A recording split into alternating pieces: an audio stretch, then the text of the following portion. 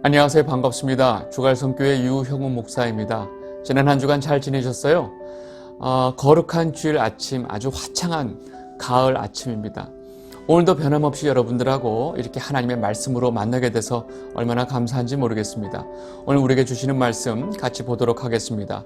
에베소서 2장 8절에서 9절 말씀입니다.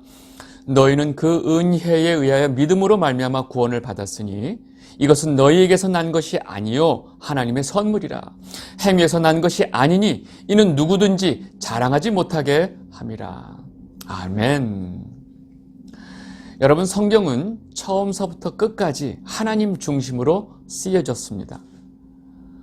이 세상은 하나님을 위해서, 하나님에 의해서 창조되었습니다. 피조물인 우리도 역시 하나님을 위해 창조되었습니다. 여러분, 이것이 성경이 말하고 있는 신본이고 성경의 원래 메시지입니다. 반대로 이 세상의 모든 사고는 하나님을 빼버린 사람 중심의 사고입니다. 이것을 인본주의, 인본이라고 하죠. 모든 것을 사람 중심으로 생각하는 인본주의가 교회 안에 들어왔습니다. 어떻게 됐을까요?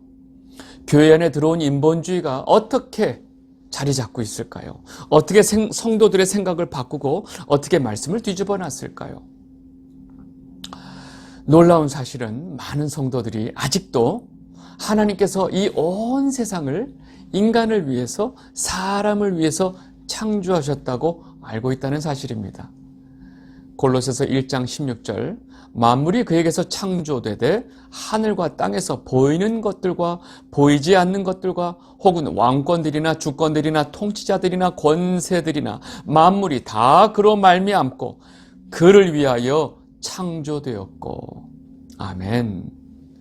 여러분, 성경은 분명하게 이 모든 세상이 하나님을 위해서 창조되었다고 말하고 있습니다. 그런데 우리는 어쩌자고, 왜 이것을 완전히 거꾸로 알고 있을까요? 여러분, 교회 안에 들어와 있는 이 인본주의로 인한 아주 제일 심각한 문제는 바로 뭐냐면, 하나님께서 우리를 위해서 존재하신다고 생각하는 겁니다. 여러분, 많은 성도들이 마치 자신의 존재보다 하나님의 존재가 열등한 것으로 알고 있어요. 무슨 말이냐? 내가 하나님을 위해서 존재하는 게 아니고 하나님이 날 위해서 존재한다고 생각하는 겁니다. 여러분, 이것이 교회 안에 들어와 있는 아주 심각한 인본주의의 피해입니다. 이 세상의 모든 종교들, 기독교를 제외한 모든 종교들은 바로 이 인본주의를 기초로 위해서 만들어졌어요. 왜냐하면 사람에 의해서, 사람을 위해서 만들었기 때문에 그럴 수밖에 없죠. 이 에베소 교회 안에 있는 특히나 이방인들은 원래 이방 종교를 섬기던 사람들이에요. 이들 마음속에, 이들 생각 속에 인본주의적인 사고가 굉장히 강했다는 거죠. 그리고 이들은 지금 교회 안에 와서 이 하나님의 백성이 됐음에도 불구하고 하나님을 이해하는 방식이 뭐예요? 인본주의적으로 하나님을 자꾸 이해하려고 하는 거예요. 이 문제가 매우 강했기 때문에 지난 시간에 우리가 봤던 것처럼 바울은 이 에베소서 교회 안에 있는 이 이방인들에게 뭐라고 말하냐? 너희들의 본래 자리는 죽어 있었다. 허물과 죄로 죽어 있었다. 라고 아주 그냥 적나라하게 말을 하고 있는 겁니다. 그리고 너희들은 이 공중의 권세를 잡은 자, 즉 마귀를 따라 살았던 본질상 진노의 자녀이었다. 라고 아주 적나라하게 선포를 해버리는 것입니다. 여러분, 인본이라고 하는 것은 사람 중심, 사람이 근본이다 라고 말하는 사상인데, 이것을 다른 말로 말하면 자기 중심적이라고 말합니다. 죄인의 가장 큰 특징은 자기 중심이라는 거예요. 죄인의 삶에, 모든 죄인의 삶의 가장 중요한 주제가 바로 뭐예요? 자기를 위하여, 나를 위하여. 이것이 바로 죄인의 삶의 핵심입니다. 그래서 하나님께서 이스라엘 백성에게 주시는 첫 번째 율법, 그 10계명 중에 제일 첫 번째 계명이 바로 이 문제를 다루고 있다는 것입니다. 출애굽기 20장 3절에서 4절 말씀입니다. 너는 나 외에는 다른 신들을 내게 두지 말라. 너를 위하여 새긴 우상을 만들지 말고 또 위로 하늘에 있는 것이나 아래로 땅에 있는 것이나 땅 아래 물속에 있는 것의 어떤 형상도 만들지 말며. 여러분, 지금 하나님께서 말씀하시는 우상의 핵심이 바로 뭐예요? 너를 위하여입니다. 너를 위하여 만드는 모든 것들이 우상이다 라고 지금 말씀하시는 거예요. 그 우상을 만들지 마라 라고 지금 말씀하시는 거예요. 이것이 바로 이스라엘 백성들에게 주신 첫 번째 계명의 10계명의 첫 번째 계명이에요. 여러분, 놀라운 사실은 하나님도 나를 위한 존재로 생각하는 순간에 그 하나님도 우상이 될 수 있다는 거예요. 여러분, 이거 잘 이해하셔야 돼요. 하나님을 나를 위한 존재로 우리가 여기는 순간 그 하나님은 실제로 우리를 창조하신 하나님이 아니고 내 안에 만들어낸 우상이 되어버린다는 거예요. 여러분, 인본주의가 이렇게 교회를 덮치고 이 인본주의가 교회 안에 아주 팽배한 사고 속에서 모든 것을 자기를 위하여 생각하는 겁니다. 여러분, 이게 무섭죠. 그래서 하나님께서 십계명 첫 번째, 이것을 너희들은 우상으로 알아야 된다라고 말씀하신 거예요. 근데 두 번째 인본주의의 가장 큰 피해가 뭐냐면 모든 삶의 주체에서 하나님을 빼버리고 내가가 되는 것입니다. 이것이 또 인본주의의 아주 핵심입니다. 여러분, 성경은 모든 그런 사건이나 모든 움직임 속에서 그 주어가 누구냐? 하나님께서입니다. 이것이 성경이 말하는 신본인데 우리는 이것을 뭘로 바꾸느냐? 내가로 바꿉니다. 여러분, 이 바울은 이 에베소 교인들 중에 특히 이방인들에게 지금 이것을 바꿔주기 위해서 이 말씀을 하고 있는 거예요. 지난 시간에 이어서 다음 연결되는 에베소서 2장 4절에서 5절 말씀 보도록 하겠습니다. 긍휼이 풍성하신 하나님이 우리를 사랑하신 그 큰 사랑을 인하여 허물로 죽은 우리를 그리스도와 함께 살리셨고 너희는 은혜로 구원을 받은 것이라. 아멘. 여러분, 지금 2장 4절에서 지금 2장 1절에 하셨던 말씀을 지금 반복하고 있죠. 허물과 죄로 죽었던 너희를 살리셨다. 근데 지금 달라진 게 있어요. 바로 뭐냐면 너희가 아니라 우리를 이라고 주어가 바뀌었죠.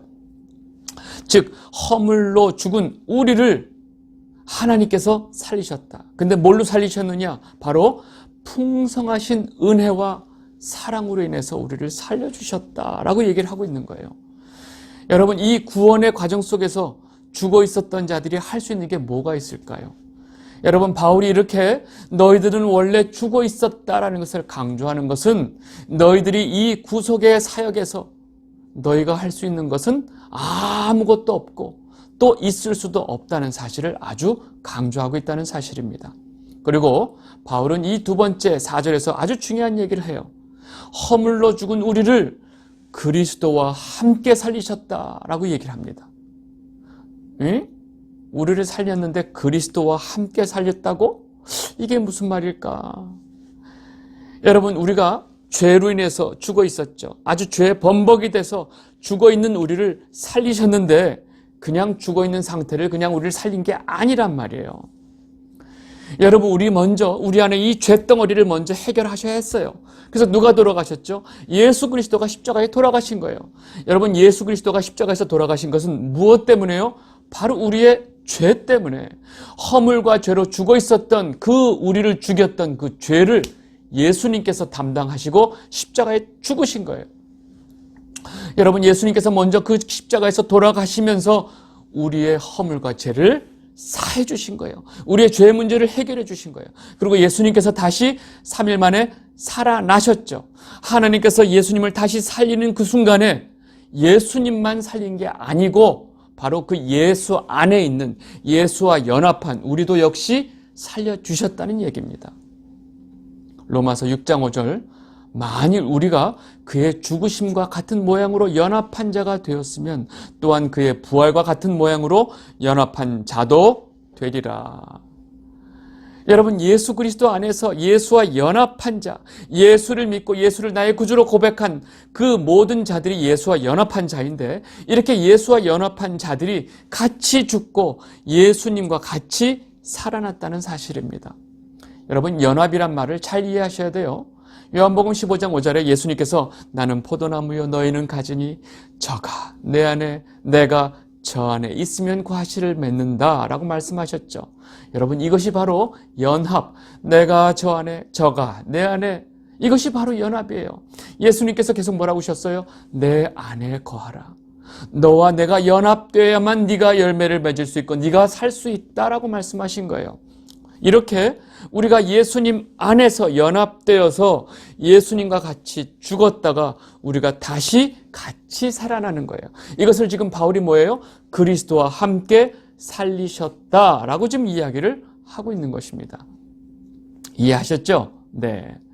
여러분, 이 영적인 구속의 원리를 바울이 이렇게 설명을 하고 있는데 왜 이런 이야기를 할까요? 이 과정에서 인간이 할 수 있는 게 아무것도 없다는 것을 설명하고 있는 거예요.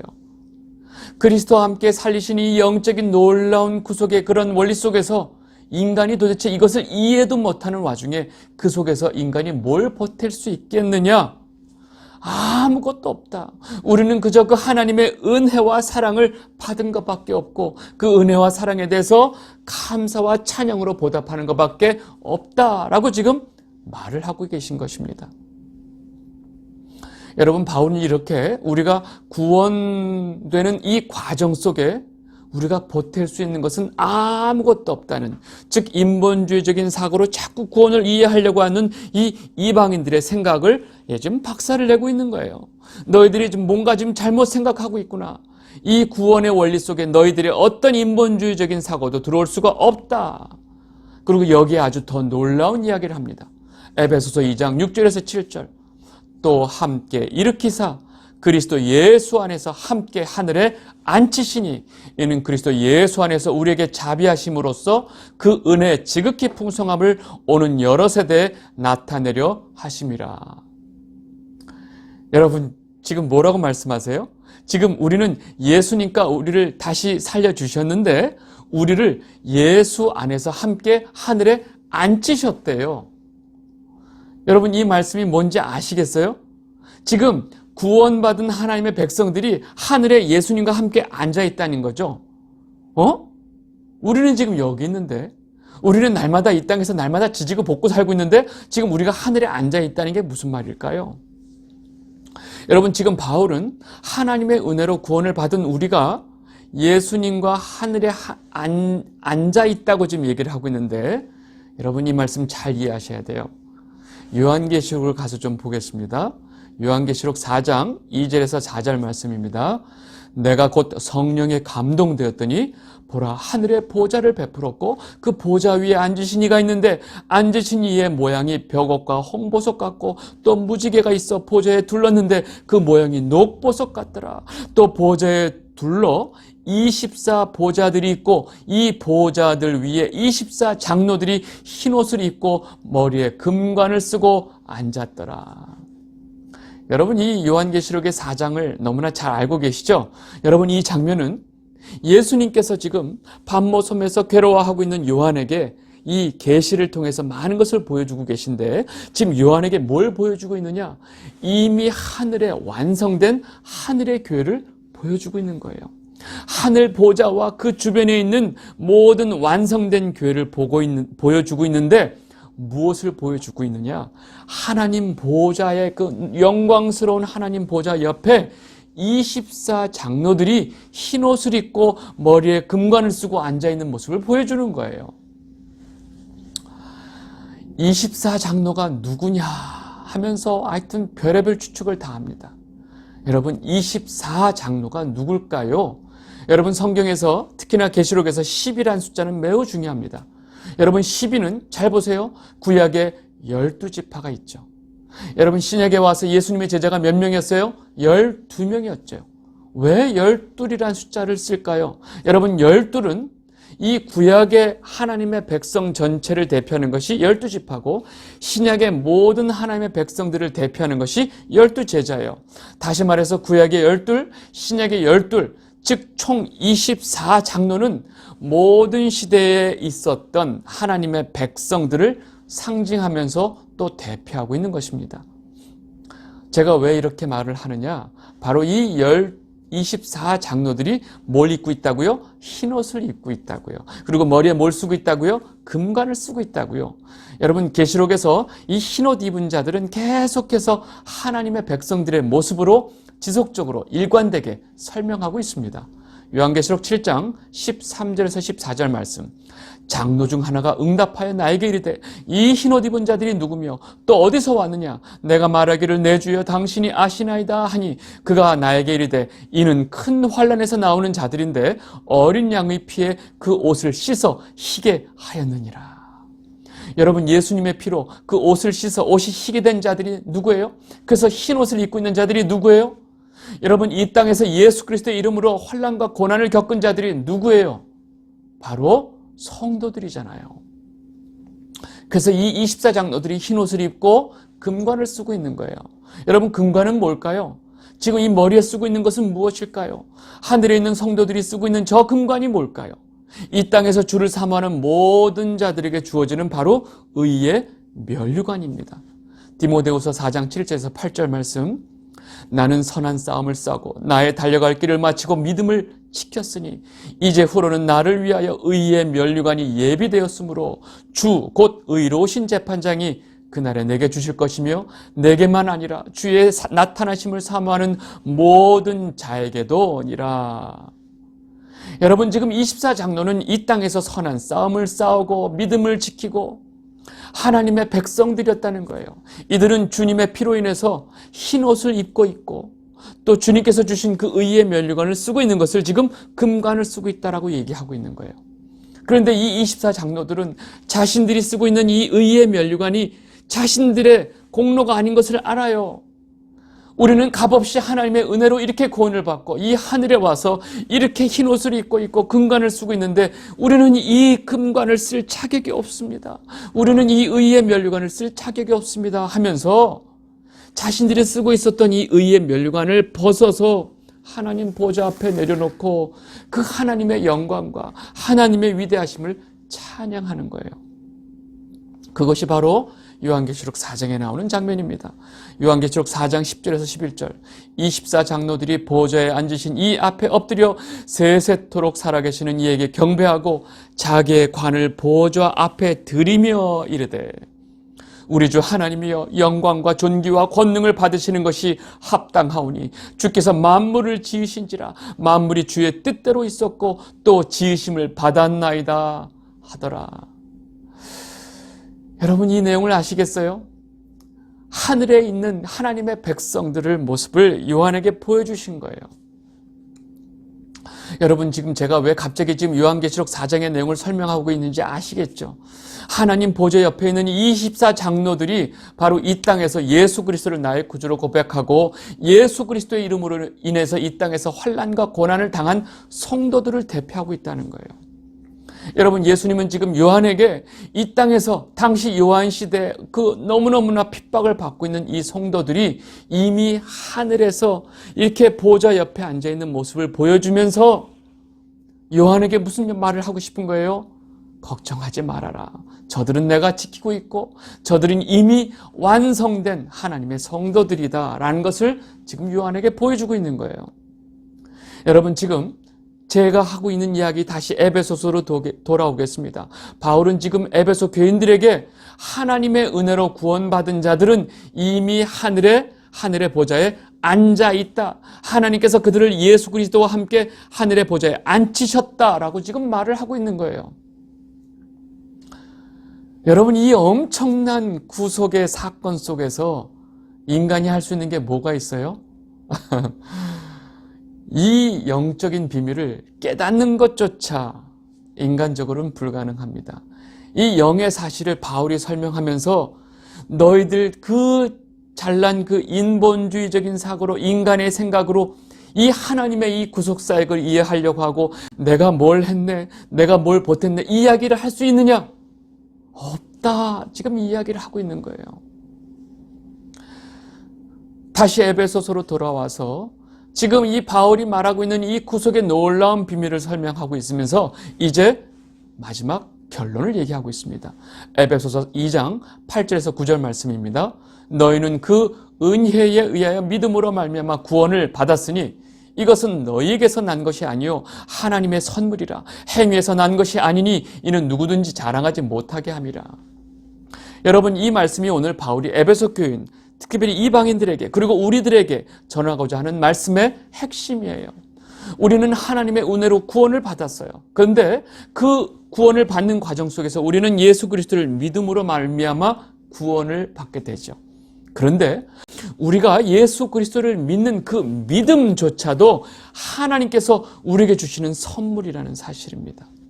그 믿음이 어디서 왔다고요? 하나님으로부터 왔다고요.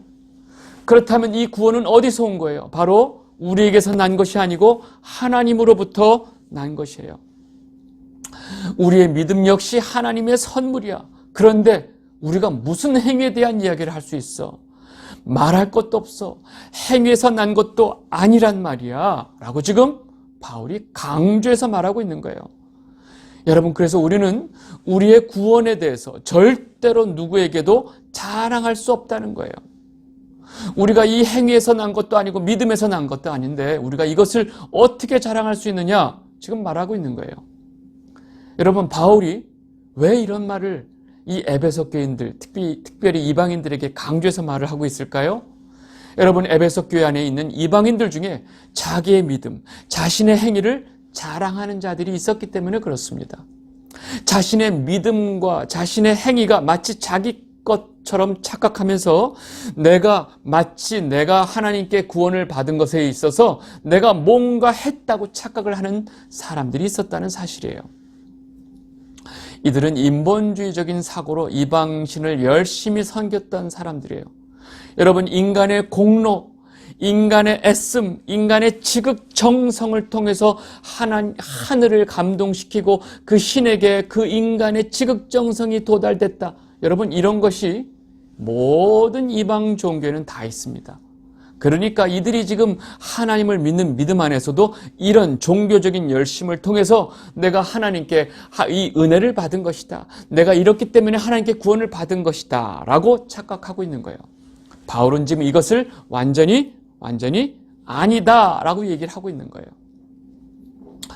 자신들의 그런 철저한 종교 생활과 믿음이 자랑이 되고 있었던 그들에게 너희들의 그 자랑은 잘못되었다라고 지금 말을 하고 있는 거예요. 이들 머릿속에 남아있는 그 인본주의적인 그 사고의 잔재를 완전히 걷어내면서 박살을 내고 있는 것입니다. 이 영상을 보고 계신 주갈성 성도 여러분, 여러분은 어떠세요? 여러분들 하나님과의 신앙생활 속에서 아직까지도 그 주어, 내가 이런 말의 표현이 많이 계신가요? 제가 하나님께 열심을 내서 이렇게, 내가 그동안 얼마나 열심을 내고 기도 생활하고, 내가 얼마나 열심히 헌금하고, 내가 얼마나 열심히 봉사하고, 내 믿음이 얼마나 강했는지 이런 생각하고 계세요? 여러분, 이것이 교회 안에 들어와 있는 인본주의입니다. 지금 바울은 이 교회 안에 들어와 있는 이 인본주의를 박살을 내고 있는 거예요. 이것은 정말로 하나님의 은혜와 사랑을 모르는 죄라는 것입니다. 저와 여러분이 지금 하나님의 자녀가 됐다고 하는 이 사실은 처음부터 끝까지 전부 다 하나님의 은혜와 사랑으로 인한 것이라는 이야기를 지금 바울이 강력하게 하고 있는 것입니다. 우리는 왜 존재하고 어떤 목적을 가지고 우리가 태어났을까? 여러분, 우리는 하나님께서 만드신 존재예요. 누구를 위해서 만들었을까요? 하나님이 만든 그 피조물을 위해서 우리를 만들었어요? 아니죠. 하나님께서 우리를 만드신 그 하나님을 위해서 우리를 만드셨죠. 하나님을 위해서 우리를 만드신 거예요. 이 중요한 성경의 메시지를 자꾸 인본주의적인 사고를 가지고 뒤집는 자들이 있어요. 여러분, 어서 빨리 이 인본주의 망령에서 벗어나시기 바랍니다. 바울도 이 부분을 마지막으로 확실하게 정리를 했습니다. 에베소서 2장 10절, 우리는 그가 만드신 바라 그리스도 예수 안에서 선한 일을 위하여 지으심을 받은 자니 이 일은 하나님이 전에 예비하사 우리로 그 가운데서 행하게 하려 하심이니라. 아멘. 여러분이 이제 다 아시겠죠? 정확하게 아시겠죠? 우리는 하나님의 선한 일을 위해서 하나님에 의해서 지음을 받은 자들입니다. 우리를 예배하신 분도 하나님이시고 우리가 그 예배하심 속에서 살게 하신 분도 하나님이십니다. 이 영상을 보고 계신 주갈성 성도 여러분, 여러분들 입술 가운데 앞으로 그 내가라는 이 주어는 다 사라지게 되시기를 진심으로 바랍니다. 그 대신 여러분들 입술 가운데 아버지께서, 하나님께서라는 주어로 다 바뀌게 되기를 바랍니다. 우리는 하나님에 의해서 창조되고 하나님을 위해서 살아야 될 그 우리 삶의 근본적인 목적을 깨닫는 것이 가장 중요하고 이것이 바로 성도의 본분이라는 사실입니다. 우리가 그렇게 사는 것이 진정 우리에게 평안이고 우리가 살 수 있는 생명의 길이라는 사실을 여러분들 꼭 놓치면 안 됩니다. 아시겠죠? 오늘 말씀 여기서 정리하도록 하겠습니다. 감사합니다.